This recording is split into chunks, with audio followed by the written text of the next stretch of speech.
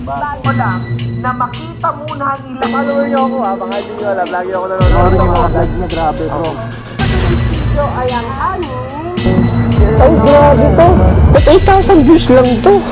Dapat to, 100,000 na agad yung views na to eh. Dapat ka, 1 million, pang 1 million views tulad itong mga vlog eh. Kasi alam nyo, grabe yung effort nito. Grabe yung effort niya sa edit, sa shot niya, yung background pa. Ang ganda ng buong vlog.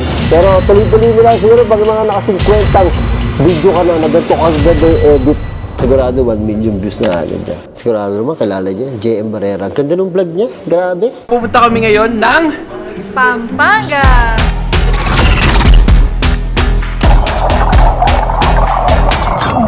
Si Russell tumbling umampas sa semento.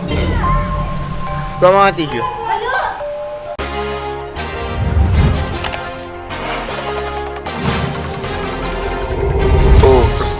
Represent, gotta do it hella big, had to run it back again, get light it up. What's up mga bro? Andito kami ngayon sa Okada, Manila. We're here for Legacy Award. Thank you guys sa mga sumusuporta. Nakabarong Tagalog at Pilipiniana. Nagpaglam pa kami. Nagpaglam pa kasi first time ko sa buong buhay ko na ma-awardan ng Content Creator of the Year. At maraming salamat sa inyong mga sumusuporta at nanonood sa vlog Ayan, ko. kasi ngayon yung Legacy Awards 2025. So, awardan si JM ng Male Content Creator of the Year. Wow, deserve ko ba yun? Wow, congrats! Deserve ko ba? At syempre si Mia awardan din ng Female Content Creator of the Year. Ang saya lang, nakaka-overwhelm lang sa pakiramdam. Thank you sa mga sumusuporta at nakasubscribe. First time ko magbarong. Kasi mo ba magbarong? Oo. Ako din eh, ngayon lang ako nag-Filipiniana. Ano mo? Eh kasi nga, hapon ka.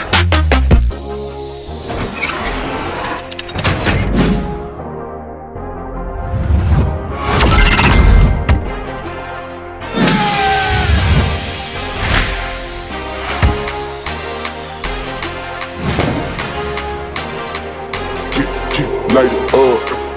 Represent, had to do it hella big, had to run it back again, light it up.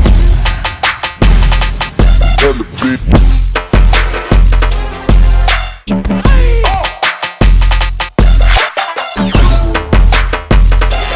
Light it up.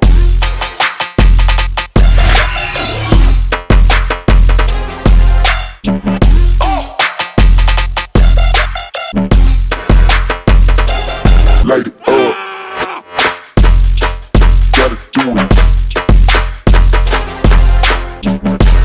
Earlier, we saw the Sindal Philippines Performing Arts Guild. We celebrate the stories of those who have built their legacies, not only through their remarkable achievements, but through their unwavering commitment to the greater good. The individuals we recognize have shaped industries, uplifted communities, and served as beacons of hope and inspiration.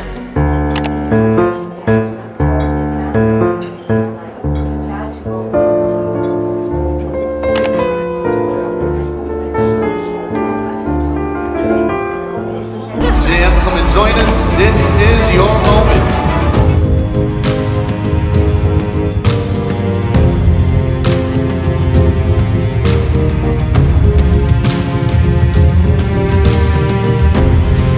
So JM, a short message for all who are here with us and yung mga nanonood online. Thank you so much for this award, Legacy Awards, and gusto ko lang i-share yung dating kung saan ako galing. Nagtatrabaho po ako sa fast food noon before, and then I'm undecided kung ano gusto kong gawin sa buhay ko. Tapos yung supervisor ko sabi sa akin, "Hoy, mukha kang malungkot. Bakit ganyan ka? Nagtatrabaho ka, mukha kang malungkot." And then sabi ko, hindi ko po alam. Sabi niya, mag-quit ka na sa trabaho mo. And that day, finire niya po ako. Pero, kung hindi po ako naalis doon, hindi ko makakamit to. From 30 subscribers sa YouTube, naging 1.7 million. Kaya maraming salamat po, Lord. Lahat po talaga binibigyan ng vision ni Lord. Nasa inyo lang yan kung tutupatin nyo. To God be the glory. Thank you for this. Congratulations, JM. And it is true inspirational to hear that. So don't leave us, JM. You need to meet your female counterpart. For the Outstanding Female Content Creator of the Year, let's give it up for Mia Maeda. Here she is, our Outstanding Female Content Creator of the Year.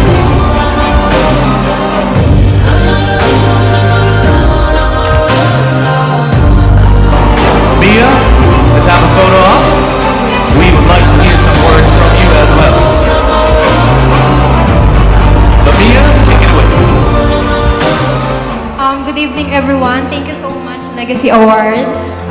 Thank you, Lord, for this blessing. And thank you so much sa mga supporters namin since before pandemic. And ayan, more power to everyone. Thank you.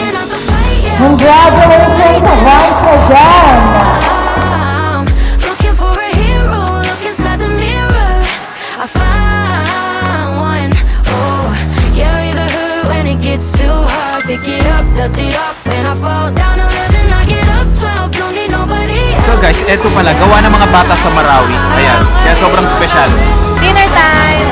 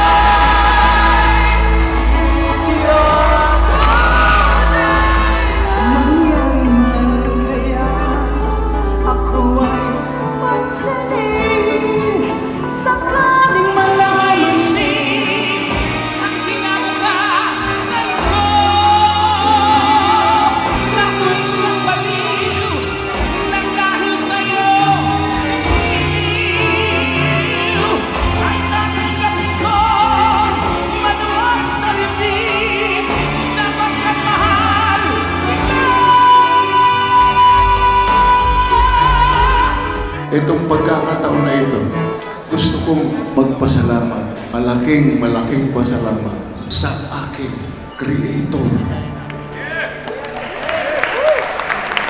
Dahil siya ang naglikha ng lahat.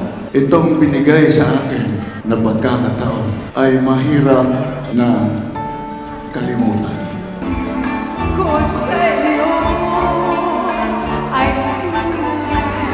Give it up for Miss Who Ledesma!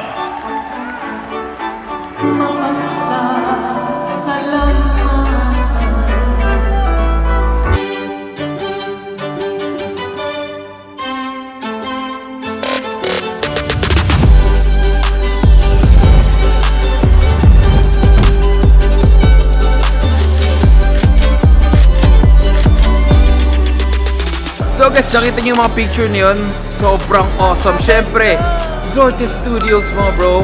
Ito yung IG nila. Book nyo na, napakalupit nila mag-picture.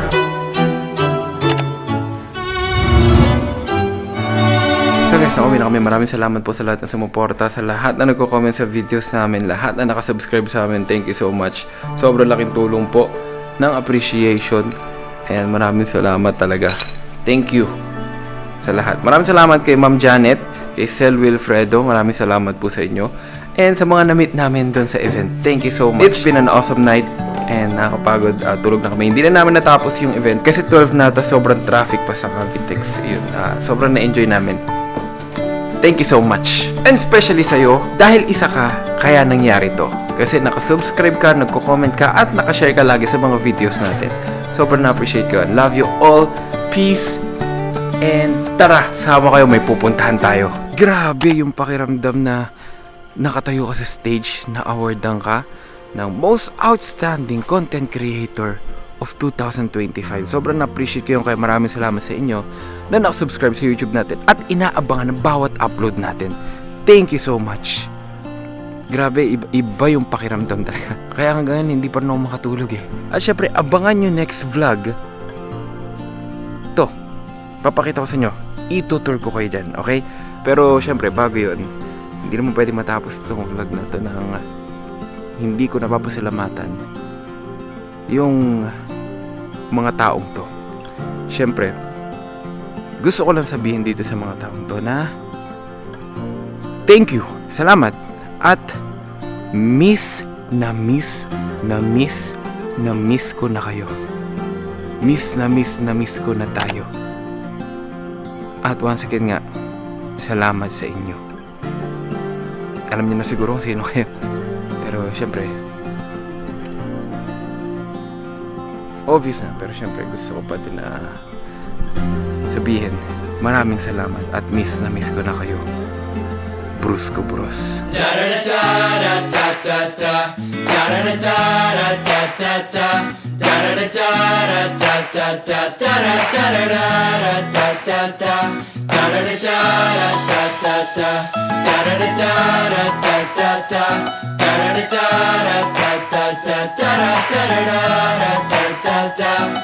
Nice guys may finish last, but they always get the good girls right.